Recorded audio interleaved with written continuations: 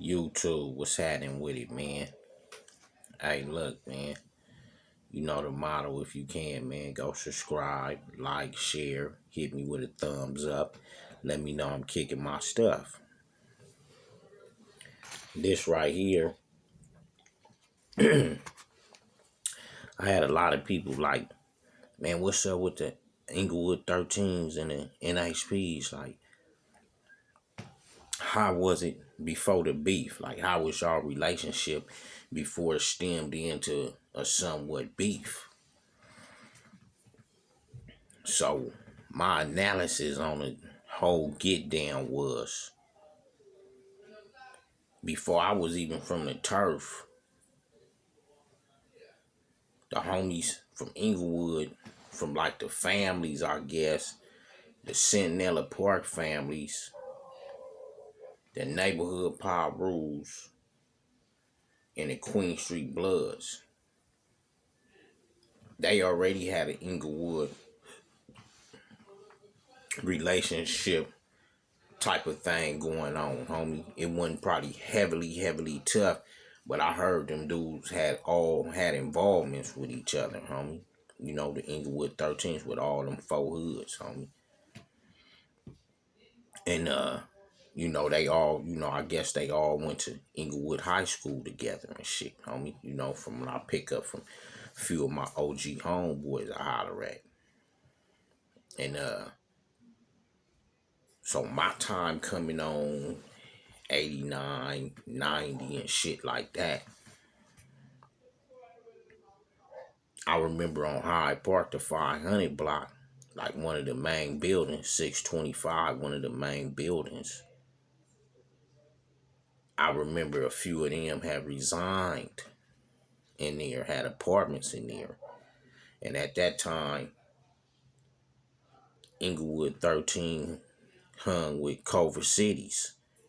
You know, Culver Cities reside in that same building. You know, like I said, at that time, you know, these buildings was black hood and Hispanic hood friendly, homie. You know, we was migrating and sharing these buildings at this time, homie. You know, from what I'm seeing and how I'm functioning, homie.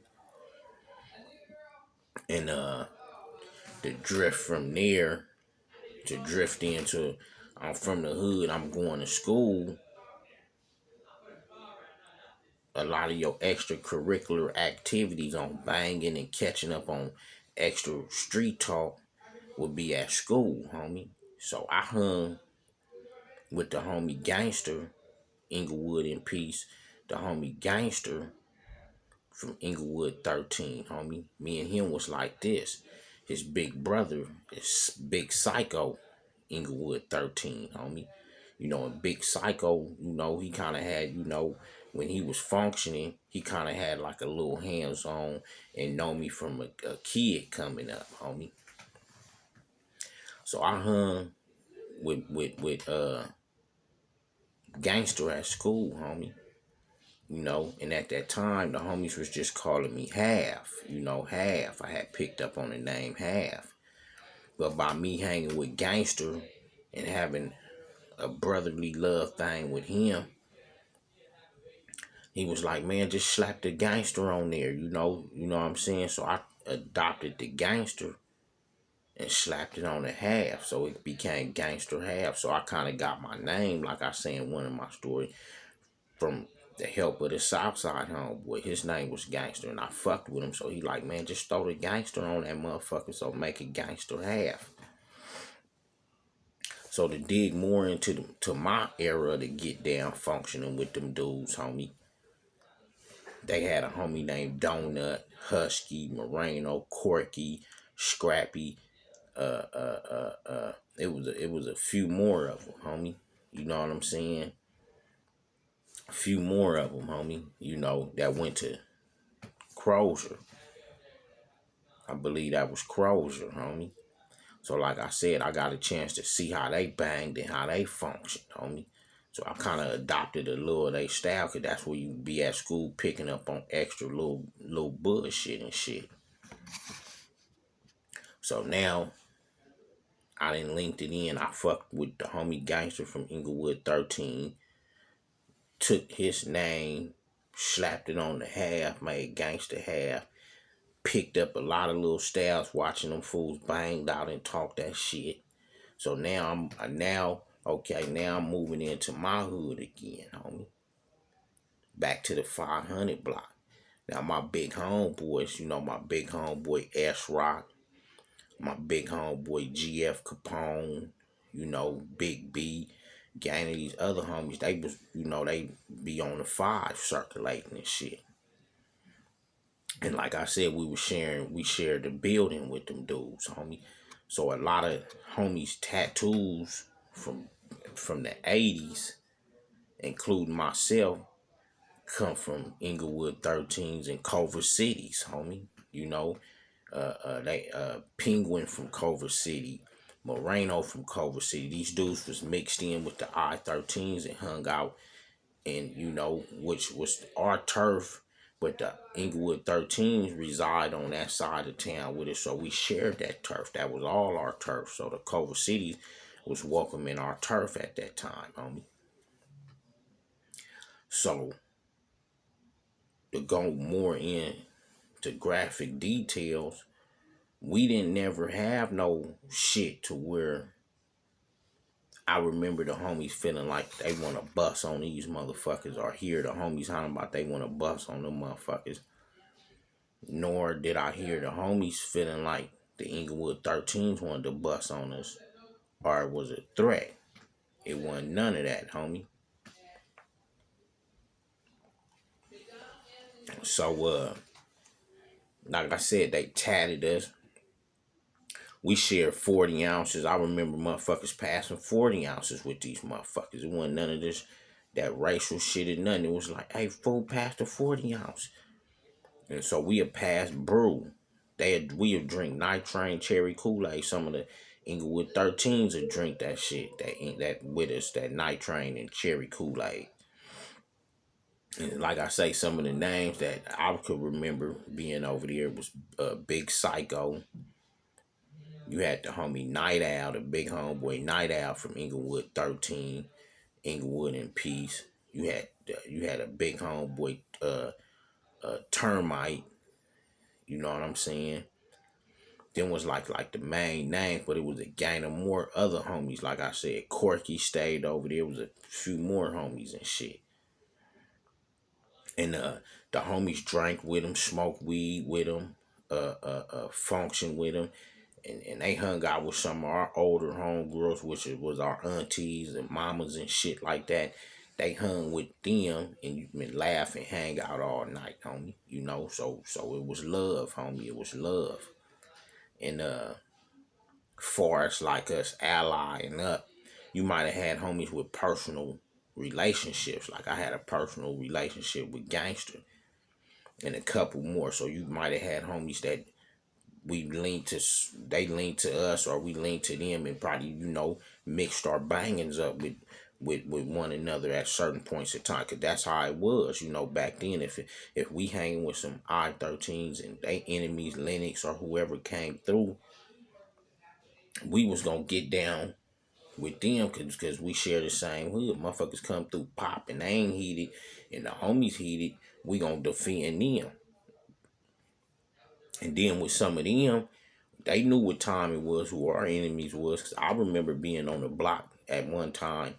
Enemies came through. I asked the homie that stayed on the corner of the 500 block, Inglewood Threat, saying, homie, I'm like, you think? Because I always knew he used to have his thing on him and shit. And I'm like, man, if that car come back through, man, slide that motherfucker. He like, nah, homie, don't worry about that shit. I'm going to handle that shit. So it wasn't no racial thing on oh, these fools finna bust on these blacks, or because it was, nigga, this what we banging against. These fools is ops, and I know this shit. So that's what it was. It wasn't no racial thing. It was all on the gang section geographic of this shit, homie. And like I say, that's how we function with them. I mean, I remember, we had Roger Park, and they started kind of having like they little gatherings up there, but it was like a mutual thing. Sometimes they'd come in there and let us know, hey, the homie's gonna be on the back part, and we felt like that was respect and love. So we'll be like, oh yeah, okay, homie, that's bull, homie. You know what I'm saying? We'll chunk up the eye, they give up the eye, and motherfuckers will move on about their way and shit. And for us, like I said, scrimmages and squabbling, I remember the homies having little fist fights with the I-13, but it be all from drunk motherfuckers hanging out, like friendly type shit, I believe, homie. Like I said, I remember the big homeboys, S Rock and GF Capone, them, they came over. Something had happened with the Inglewood 13s, the Culver Cities, and the homegirls. I guess they fell out on some bullshit, which was our mamas and aunties at that time. They fall out with the big homeboys now from I-13. I guess a little squabbling go down. So they the I-13 and Culver City, they kind of deep, so they kind of like squabbled. They have a good run of squabble that day, and I remember the next day, S Rock, GF Capone, a few more big homies, they came through and squabbled the homies from I-13 and Culver Cities up that day. That second day, that third day, motherfuckers was drinking back, tattooing. Nobody was talking about gunning nothing down. Nigga, it's a war. We dividing the building. None of that shit. It just went on to just, that's how it was, homie. You know, motherfuckers laughed about it.